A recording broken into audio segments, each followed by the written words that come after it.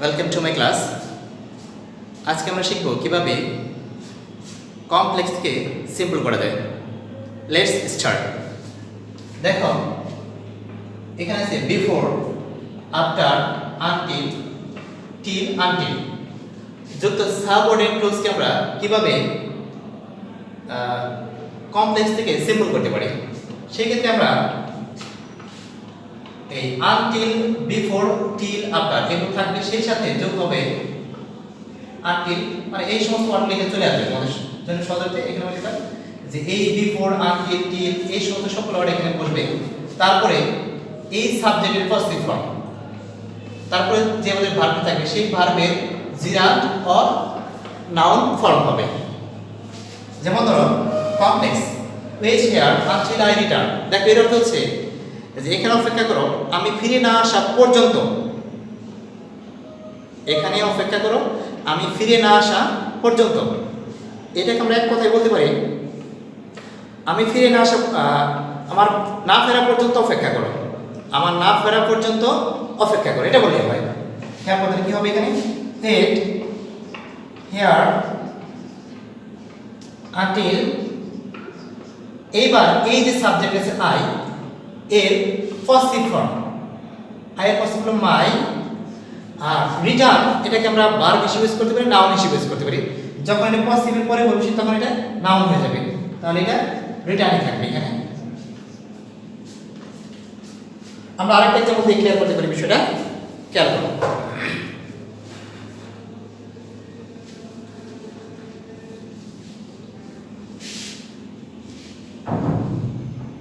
এই ক্ষেত্রে আমরা লিখতে পারি সে আমাদের একবারে সেই প্রেজেন্ট পারফেক্ট টেন্সে আমরা বা পাস্ট পারফেক্ট যে নিয়মটা পড়েছি বা যে এক্সাম্পলটা পড়েছি সবসময়, যে ডাক্তার আসলে পুরো রোগী মারা গেল, এটা দিয়ে শুরু করি। The patient had died before the doctor came. এই ক্ষেত্রে কি হবে, এখানে আমাদের বিফোর আছে, আমরা জানি এই পাশে এইটুকু কোনো চেঞ্জ নাই বা পরিবর্তন নাই, আমরা শুধু এইটুকু পরিবর্তন করব। আমাদের যে এইটুকু আছে এই সাবজেক্ট আছে এইটুকু পরিবর্তন করব। তাহলে আমরা এইটুকু লিখলাম না, শুধু লিখলাম দ্য পেশেন্ট ডাইড বিফোর, এটাও থাকবে, বিফোর থাকবে। এইবার দেখো ডক্টর, এটা কিন্তু নাউন, আগে আমাদের আই ছিল, সেটা কি প্রোনাউন, প্রোনাউনের আই এর পজিটিভ ফর্ম হচ্ছে মাই। তাহলে ডক্টরের পজিটিভ ফর্ম কি হবে, আমাদের পজিটিভ যোগ হবে এস, তাহলে দা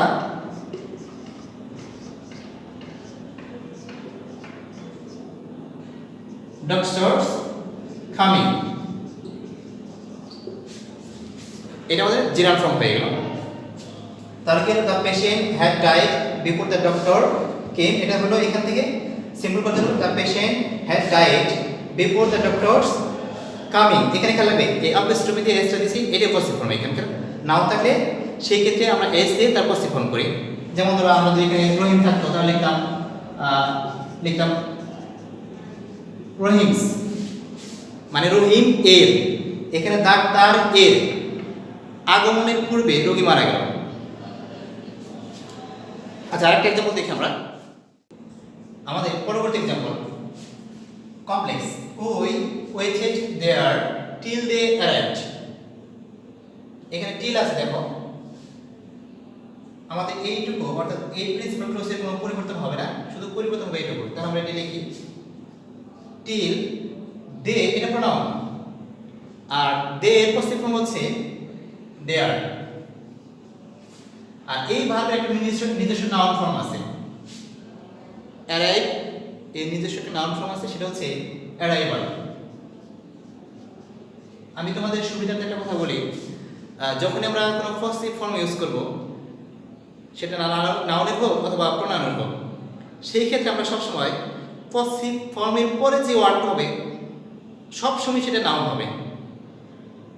এটা আমাদের সাবজেক্ট স্পিচ খুব কাজে লাগে, যে পজিটিভ ফর্মের পরে যে ওয়ার্ড হবে সেটা অবশ্যই নাউন ফর্ম হবে।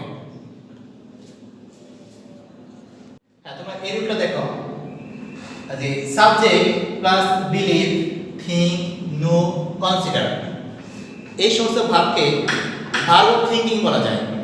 সেই ক্ষেত্রে আমরা খেয়াল করো, সাবজেক্ট বিলিভ অর্থাৎ এই ভার্বগুলো কি believe, think, know, consider plus that এই ধরনের আমরা কমপ্লেক্সে কিভাবে সিম্পল করতে পারি তার আগে একটা কথা বলে নিই। এইটা আমরা এই সমস্ত ভার্ব লাগে, এই যে এই চারটা ভার্ব আছে এখানে, এইটা আমরা বলি ভার্ব অফ থিঙ্কিং, মানে চিন্তাশীল ভাব বা ক্রিয়া। আমরা কি কাকে কি মনে করি বা কি হিসেবে চিন্তা করি, কি বিশ্বাস করি, এগুলাকে এই জন্য আমরা বলি, এগুলিকে আমরা বলি ভার্ব অফ থিঙ্কিং। তো দেখো এই নিয়মটা আমি লিখছি না, কিভাবে সিম্পল করতে হবে আমি আগে একটা এক্সাম্পল দিই, তারপর বিষয়টা বোঝানোর চেষ্টা করছি। দেখো সিম্পল করা যায় কিভাবে এটাকে। I think that he is honest, আমি মনে করি বা আমি চিন্তা করি সে সৎ, সে হয় সৎ। দেখো এখানে দুটা কথা বলা ছিল, আমি চিন্তা করি, দুই যে সে সৎ, মানে দুই বাক্যে বলা ছিল কথাটা, আমরা এক বাক্যে বলবো। আমি সহজে বলতে পারি আমি তাকে সৎ হিসেবে, খেয়াল করো, আমি তাকে সৎ হিসেবে চিন্তা করি, তাহলে হবে আই থিঙ্ক, তাকে চিন্তা করি তাকে, তাহলে এই সাবজেক্টের objective form I think him. To be honest, আমি তাকে সৎ হিসেবে চিন্তা করি। এবার আমি আরেকটা এক্সাম্পল দিতে চাই।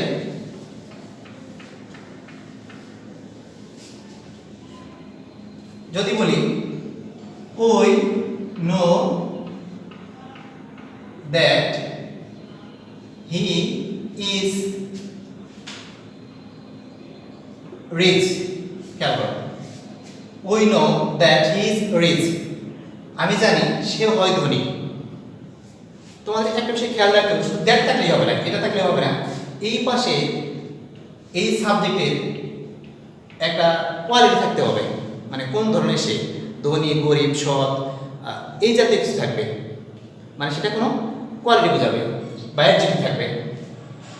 তাহলে এটা কি হবে, উই নো, এখানে দ্যাট বাদ দিয়ে হবে, এখানে কাকে চিন্তা করি, আমি তাকে চিন্তা করি, উই নো হিম, কি হিসেবে জানি, ধনী হিসেবে, টু বি রিচ। এইবার আমি মনে করি নিয়মটা না বলে দিলেও তোমরা সবাই বুঝতে পারছো কি হবে নিয়মটা হবে, তাহলে আমাদের এই সাবজেক্ট এই ভার্ব থাকতেছে, মাঝখান থেকে বাদ যাচ্ছে আমাদের এই দ্যাটটা বাদ দিয়ে আমি কিভাবে এখানে কিছু করতে পারি, ওই সাবজেক্টের পজিটিভ ফর্ম, সাবজেক্টের এর অবজেক্টিভ ফর্ম প্লাস ভার্বের পরে তবে টু বি। এবার আমরা আরেকটা নিয়ম দেখব, সেটা টি নামটির সম্পর্কে। এটা একটু অন্যরকম, খেয়াল করো। দেখো এখানে আছে পিসি মানে কিন্তু পার্সোনাল কম্পিউটার না, পিসি মানে হচ্ছে principal clause plus till until, তারপর আছে সাবজেক্ট ভার্ব অবজেক্ট। যদি এরকম থাকে সেই ক্ষেত্রে আমরা কি করতে পারি কমপ্লেক্স করার জন্য, সেই ক্ষেত্রে আমরা দেখো প্রথমেই থাকবে এখানে প্রিন্সিপাল ক্লজ থাকবে। আমরা জানি প্রিন্সিপাল ক্লজ কখনোই চেঞ্জ করা যায় না, আমরা সবসময় সাবঅর্ডিনেট ক্লজটাকে চেঞ্জ করতে পারি বা চেঞ্জ করে থাকি। তারপরে এই টিল এবং আনটিল এর পরিবর্তে আমরা আপ টু বসাবো। তাহলে প্রথম আছে প্রিন্সিপাল ক্লজ, টিল আনটিলের পরিবর্তে আপ টু, পরবর্তীতে এই ভার্ব এর এখানে যে ভার্বটা থাকবে সেই ভার্বের মানে দ্বিতীয় যে ভার্বটা আছে সেই ভার্বের সাথে আইএনজি ফর্ম হবে, মানে ভার্বের প্রেজেন্ট ফর্মের সাথে আইএনজি হবে। পরে এখানে অবজেক্ট হবে, এখানে অবজেক্ট বলতে আমি অন্যান্য ওয়ার্ড যেগুলো আছে তারপরে ওই ভার্বের অবজেক্ট হতে পারে বা কমপ্লিমেন্ট হতে পারে সেগুলো বলবে। তারপরে যে বাই, পরে দ্বিতীয় সাবজেক্ট বলতে আমি বুঝাচ্ছি এই টিল বা টিলের পরে যে সাবজেক্ট আছে এটাকে আমরা বলি দ্বিতীয় সাবজেক্টে পড়বে। এখন দেখো আগেরটার সাথে এটা পার্থক্যটা কি? আগে ছিল এই টিল আনটিলে করে এখানে যে ওয়ার্ডটা ছিল এই পাশে, সেটা ম্যাক্সিমাম সময়ই আমাদের সাবজেক্ট কোন ধরনের বা কোন প্রকৃতির, মানে তার একটা অ্যাডজেক্টিভ ছিল সেখানে, কিন্তু এখানে অ্যাডজেক্টিভ না, এখানে অন্য ওয়ার্ড থাকতে পারে। খেয়াল করো, দেখো students will stay in the classroom until, এখানে আনটিল আছে, their teachers take their exam sheets, ছাত্রছাত্রীরা ততক্ষণ পর্যন্ত ক্লাসরুমে অপেক্ষা করবে যতক্ষণ না পর্যন্ত শিক্ষকরা তাদের পরীক্ষার খাতা নিচ্ছে বা নেয়। ছাত্রছাত্রীরা ততক্ষণ পর্যন্ত ক্লাসরুমে অপেক্ষা করবে যতক্ষণ না পর্যন্ত শিক্ষকরা তাদের পরীক্ষার খাতা নেয়। আমরা এক কথায় বলতে পারি, মানে এটাকে যখন সিম্পল করবো তখন বলতে পারি বাংলাটা এরকম হবে, ছাত্রছাত্রীরা তাদের পরীক্ষার খাতা না নেওয়া পর্যন্ত ক্লাসরুমে অপেক্ষা করবে। আরেকটু যদি বলি, ছাত্রছাত্রীরা তাদের শিক্ষকের মাধ্যমে খাতা না নেওয়া পর্যন্ত অপেক্ষা করবে। এটা যখন আমরা সিম্পল তখন হবে সিম্পল।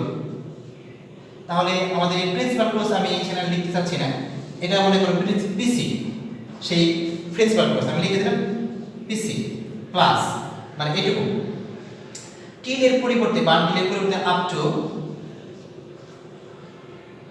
আমাদের তারপর আছে কি এই ভার্ব, অর্থাৎ এই ভার্বের সাথে আইনজি হবে। তাহলে টেক আছে, এখানে আমাদের টেক আছে, এই ভার্বটা তার সাথে আইনজি হবে টেকিং। এইবার দেখো কি নিবে, আপ টু টেকিং, সেটা কি নিবে তারা, দেয়ার এক্সাম শিটস, এটা অবজেক্ট আমাদের এখানে, দেয়ার এক্সাম শিটস। কে নিবে সেটা? তাদের শিক্ষকেরা নেবে। তাহলে সেক্ষেত্রে আমরা যোগ করবো এই যে বাই দেয়ার টিচার্স।